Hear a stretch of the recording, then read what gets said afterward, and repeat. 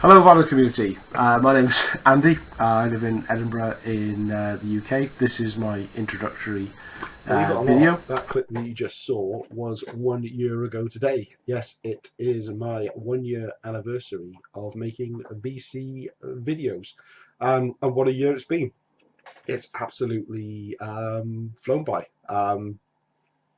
So after I published that video, I got my first subscriber within the first day. That was Mellow Ron. I'm sure a lot of you know him. So big thank you to him for getting the ball rolling. And 52 weeks later, I'm now on, I think it's 228 subs at the time of making this, which is, I think it's none too shabby. Very, very proud to have still be doing this within a year. There's so many projects and other things I've tried to do online, blogs and all sorts, that didn't last more than 2 or 3 weeks. But this has become a little, maybe a little obsessive. But I've really enjoyed doing videos, talking to you people, and especially the feedback and comments as well. I've made it my business to try and reply to each and every comment that's been left. And over that time, there's so many of you that I almost look on as friends now. I probably won't meet most of you in my time here. I mean, you're spread out all over the world, but online, on YouTube, even on Facebook and emails and things. There's quite a few out there I consider to be friends now, which is absolutely fantastic. Really, really enjoyed getting to meet you guys. I've had over 10,500 views on 63, 64 videos in that time, which for me is phenomenal. I just never expected it to pick up and people to be interested in what I have to babble on about. In the time, I worked out that I've shown over 230 different vinyl records. They're not all new ones that I've picked up, I must say, in the last year.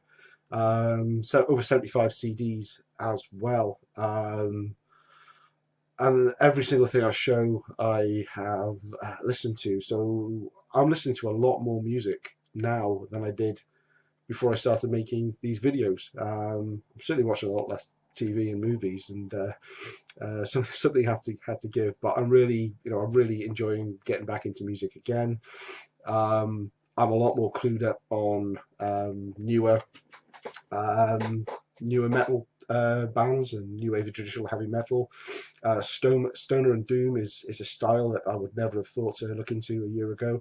I'm really enjoying discovering new bands and reading up about the history of music as well.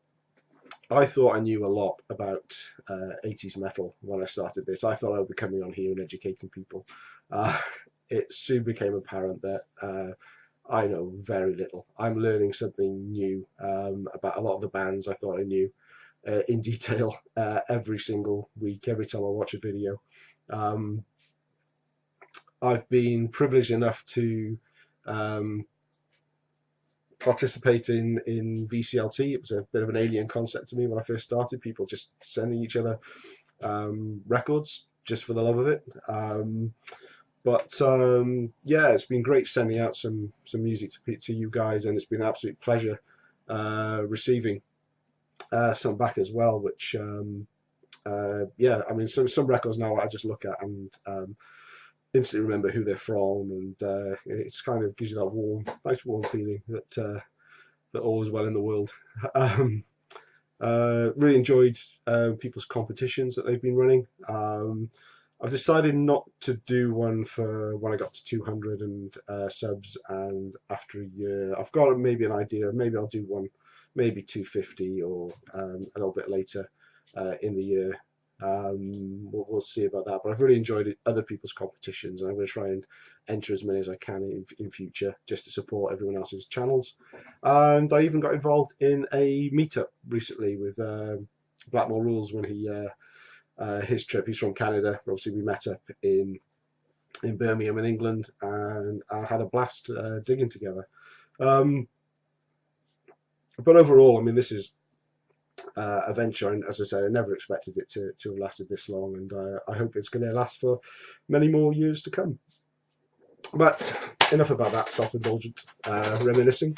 I wanted to take the opportunity as well in this video to, we've seen from the title, how I became a 21st century fanboy for Iron Maiden. It's been no secret through the other videos that you've watched that the Iron Maiden is the band that got me into heavy metal in the first place back in 1985, when I first song that I remember hearing that was a metal song was The Trooper. First album I ever owned was Live After Death. So I always considered myself to be a really big Maiden fan, but I did lose interest in them after the Seventh Son album, really. In my opinion, heavy metal was in decline.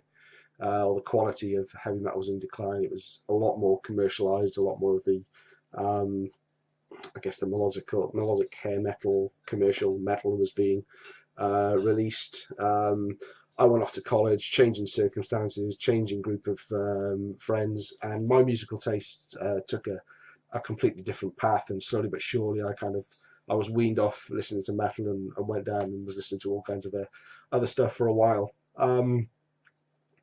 But let's go back about 10 years. In 2006, when I was living in Nottingham in England, I remember walking past a record store chain that we have over here called FOP, and seeing Iron Maiden's Matter of Life and Death for £5 in the window. Now, I hadn't heard anything of Maiden since they'd been a six-piece, or in fact pretty much since the was it the album after Seventh Son? Getting my mind blank now. Was it Fear of the Dark? Anyway, the single Bring Your Daughter to the Slaughter, I remember thinking that was awful, and that kind of put me off metal and Iron Maiden. Anyway, I thought they were done and dusted as a band by then. But I saw this, so it was £5, and I thought I would give it a go. The music I was into at the time, I was kind of treading water, really. There wasn't a lot that was really exciting me. I was downloading a lot of music, all the BitTorrent, Napster type stuff at the time. It was more than I could consume, and I wasn't really connecting with any of it. But I listened to this, and I thought it sounded great. So not only did Iron Maiden actually get me into metal in the first place, they also gave me the adrenaline shot that got me back into it again. And after this, I started. I wasn't really looking in newer metal that was out. I still had this thought in my head that there was no heavy metal out there. Heavy metal was dead and nothing worth looking at. But I did start looking for a lot of the old bands that I used to like, and buying up CDs of either records that I had or things that I had on tape that I'd recorded off other people. Slowly but surely I started building up a CD collection of some of the more classic hard rock and metal that I knew back in the day, or filling in gaps in collections of bands I already knew. So when The Final Frontier came out in 2010, it was a bit out of character, but I actually bought that as a digital download from Amazon, and to this day it is the one and only album I've ever actually bought as a download. But again, I couldn't connect with the album. Couldn't get into it. Listened to it a few times, but it just didn't click with me. So I kind of again put Maiden on the back burner, and still just enjoyed the 80s albums that I'd grown up with. Roll forward 5 years, 2015, the Book of Souls came out, but they weren't going to sucker me in easy that time. I was interested to hear what it was that they produced. I avoided reading any of the reviews, but I was buying vinyl by then. But the vinyl was 3 LP set. It was retailing for about £30, and I was never going to spend that much on an Iron Maiden album, to be honest with you, or pretty much any album. The CDs were, about £15 again, double CD. So again, they were on the back burner. But back in June this year, I picked it up on CD, and then again, I only picked it up on CD because it was on Amazon for a fiver. And I thought, I'm quite happy to pay a fiver for a double album by Iron Maiden. And at first I enjoyed it, but then I started to realise it was quite hard work. Finding the time to listen to 2 CDs, and the individual CDs as well are quite long. I just didn't have the time to invest in it, or again connect with it, and it again became one that was on the back burner. This is the standard CD edition, none of the myriad of box sets and different versions and hardback books that are around. But the artwork is always pretty cool in it, and you don't really get to see the detail in it on a CD. So I always had the vinyl on my wish list in Amazon, and I thought one day I'll pick it up. But it's still retailing for the best part of £25 to £30. It fluctuates. I always thought if it drops below 20, I may go for it, but it never did. So far, it's not really sounding much of a fanboy story, is it? I really liked A Matter of Life and Death, and I love this one since. I didn't connect with my digital version of Final Frontier, and I kind of couldn't invest the time in the Book of Souls to really appreciate it either. Well, that all changed about a month back.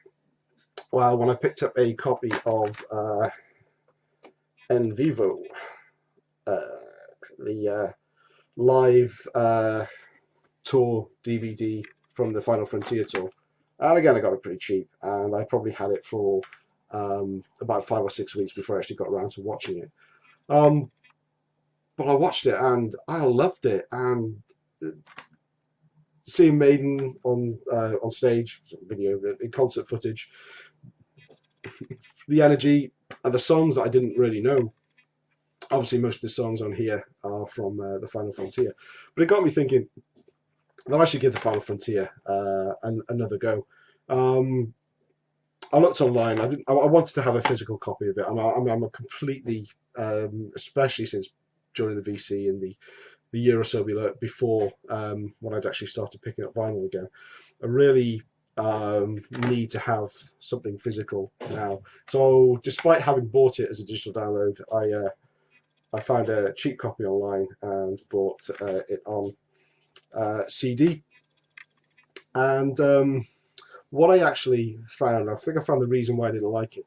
So the intro Satellite 15 is it's really insipid intro. It kind of bores me into not wanting to listen to the rest of the album. If you're going to have an intro, I think it's really got to get you going and get you wanting to listen to the rest of the album. But it bored me to tears. And now if I skip Satellite 15 and dive kind of straight into the Final Frontier, there's some really good tracks on it. I really, really enjoyed it and really got into it, and really like this as an album now. About the same time as I got this and I was getting into this, the Book of Souls vinyl on my wish list, amazingly, for a very short period, and it's not done it since, dropped to under £15. So I ended up picking up a copy of this on vinyl. Not really expecting to play it too much, but mainly just for things like to see the artwork in a bit more detail. So it's a kind of like a double gatefold, but the records themselves are actually quite difficult to get out. I mean, the two at the end ones are okay, but the middle one is a tight squeeze, and it's not. It's 92 minutes, I think, in length, so it's difficult to get through. But what I found was if I stored the records separately. I mean, the inners for these are thicker than a lot of the record covers themselves from the 80s album I have. So I store them separately, certainly now while I'm listening to them. And I kind of find that if I've got 20 minutes, half an hour to spare, I just stick one of these on, take it in turns, and I've been really enjoying this album in kind of 20-30 minute spells. There's some great songs on here. And I just wasn't getting it from the CD because I would put them on and I just feel like I have to listen through to the whole CD. But little 3 bite-sized, manageable chunks of the Book of Souls, and I'm sold on it. I love it. It's a really really good album. Not from start to finish. There's some songs I prefer more than others, but I'm certainly able to invest in it and give it a chance to grow on me. And yeah, really really enjoying it. So I then decided to pick up the rest of the 21st century releases. Very easy to come across second-hand copies of Brave New World and Dance to Death. And I've been really getting into these as well. And clearly this isn't the Maiden of my youth. This is the Maiden I grew up with. But, I'm not as young as I was. And I'm not the same person I was in the 80s. And I've changed. And I'm really starting to appreciate these. There's some, brilliant songs on these albums. The one, probably one of the new Maiden sounds that I can't really connect with. I mean, songs like the title track "Dance of Death," where they kind of go a little bit pirate ditty, folky. I don't really like that at all. And there's a few songs, some parts of Final Frontier and on Book of Souls as well, where they do the odd riff or the odd sound that I really don't enjoy. But overall, yeah, I've been really enjoying 21st Century Iron Maiden. The next step for me is to go back into the 1990s, I guess, and start to appreciate, or certainly give them a chance for what they released there. Then I can say that I am a true Iron Maiden fan. It's not just the 80s bit. Another thing, though, one of the things actually on my bucket list is I have never seen Iron Maiden live. I have had plenty of opportunities. I've just never got round to it. There's been tours that have come and gone where I thought I really must get a ticket, and either been too slow, they've been snapped up, or I just haven't got around to it. But I'm starting to realise now that they probably don't have that many tours left in them, and I hope I'm wrong. But they've been going for the best part of 40 years. There's going to be a time when they just say, "Yeah, we're not doing that anymore."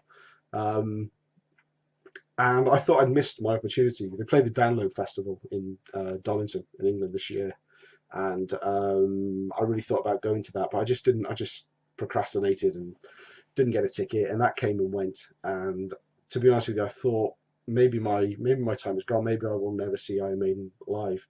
All the bands that I have seen, this Iron Maiden is it's the band I have to see before I die. And but they recently announced that they're doing a 2017 Book of Souls European tour, and I was determined to get myself a ticket for that and finally get to see Iron Maiden live. They're playing in Glasgow in May at the SEC and Hydro, and I knew tickets would sell out quickly for it, so I decided to hedge my bets, and I signed up for the Iron Maiden fan club to qualify for early bird tickets. Now, I don't think I've ever joined a band fan club before, even when I was a kid. It was just something I just wouldn't do, couldn't be bothered with, thought it was a daft thing to do. But join the fan club I did, and that allowed me to get early bird tickets, which is probably just as well because the tickets themselves, the website, I tried to get on it just to see, just to make sure that I hadn't wasted my money on the fan club, and I couldn't even get on the website to view the page because it was just inundated, and apart from the seats right at the side of the stage where you pretty much get very very limited view. Everything sold out within an hour or so. Um, so this is undoubtedly going to be the most expensive gig I have ever been to and probably ever will go to as well. The ticket retailed for about £60 and the fan club membership was the best part of £30 as well. So it better be a bloody good show, that's all I can say. But I'm happy to be able to see that I'm finally going to go and see them at last. So I mentioned that I had to join the Iron Maiden fan club. To do that, and you get a pack with it. I've not even I opened up the pack when it came, but I never actually looked inside. What I thought would do quite cool to do would be to do like a seal to reveal that on the fan club. So this has literally been sitting up on my shelf for about 5 weeks now. So let's have a look together and see what you get when you join the Iron Maiden fan club. Since then as well, I've had a, which I've not opened either, is another magazine. I can't remember where it's signed up. So inside the envelope we have like a, looks to be a folder with Maiden FC on the front, Maiden fan club, and fan club details on the back. Open up inside and we have a few goodies here. We've got like a credit card. Oh, credit card membership card. Wonder how many doors that'll open for me. Oh, with the Trooper on it. My favourite Maiden cover and probably track of all time. Put this down so you can see what else is in here. We've got Maiden fan club sticker.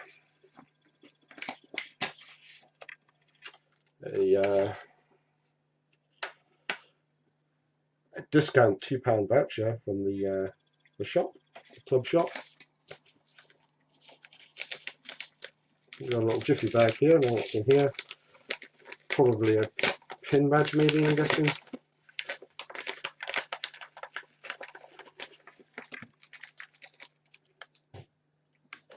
Yeah, so we've got an Iron Maiden guitar pin badge. I'm not sure if you can see it. It says Iron Maiden on the fretboard and FC in the corner here. We have a welcome letter addressed to me, Dear Trooper. Yeah, I'll read that later. This glossy picture. Missed a trick there. They could have at least put some printed signatures on so you feel like you're getting a personal touch from the band. No, you're not. A wee poster. And finally, a copy of the Iron Maiden Fan Club magazine, number 102. Bruce on the back and Adrian on the side. And okay, let's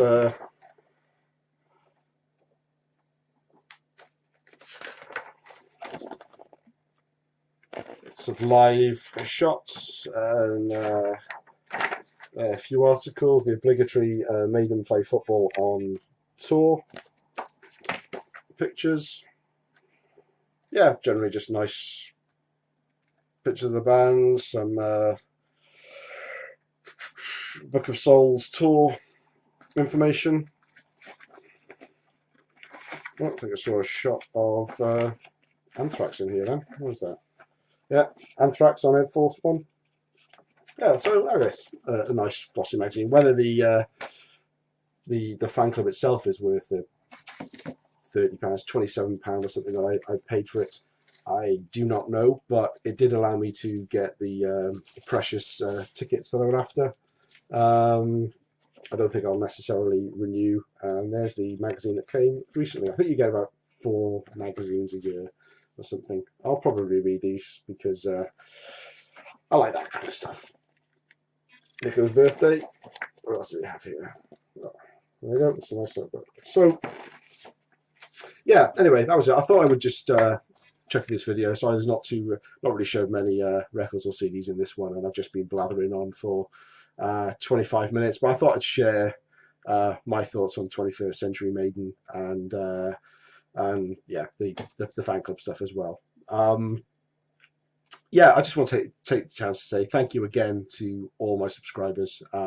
Whether you've been with me since day one or you're one of the 6 or 7 that joined me last week, I can't thank you enough for being part of this journey, and I hope you will continue to stay with me for the next year and beyond. I'll just leave it for this guy to sign off. Cheers. Thank you.